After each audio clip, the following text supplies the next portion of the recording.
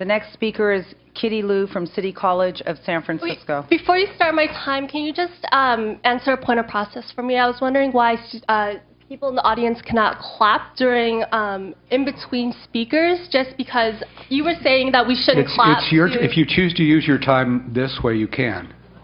I just wanted you to answer a point of process. I think I was pretty clear why that was. No, because you were saying that it cuts speakers' time. And Jerry, would you start the time, please? Okay, well, thank you for the democratic way that you just answered my questions, so that I was very clear about the process. I respectfully oppose the Student Success Task Force recommendations in its entirety. There doesn't seem to be any recommendations to demand more money for education, just recommendations to prioritize funds that can better streamline students through the system, which is based on the premise that there's something wrong with our community college system as it exists. I agree with everything that our EOPS representatives have stated, that the Student Success Task Force recommendations punish poorly performing students and places blame for this on the community college system that currently exists.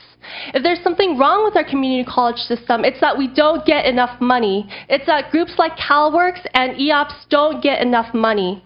I sympathize with the concerns that the attorney from Malta spoke about, that many students, especially students of minority and disenfranchised groups, are having trouble in the community college system. But let's look at why students are having trouble in our schools. From 2005 to 2009, median wealth fell by 66% among Latino households, 53% among black households, and 16% among white households. This is because much of the wealth for working people were tied to their homes, and home foreclosures have disproportionately impacted blacks and Latinos since minority communities were steered into predatory subprime loans by mortgage lenders.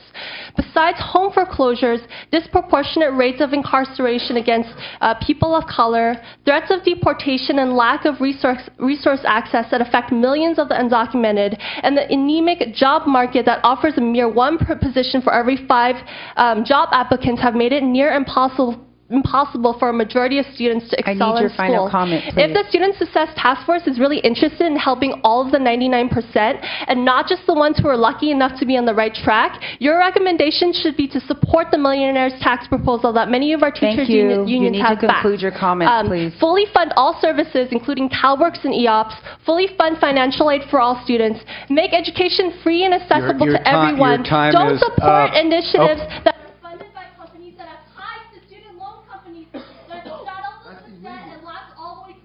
having the freedom of speech, democratic process.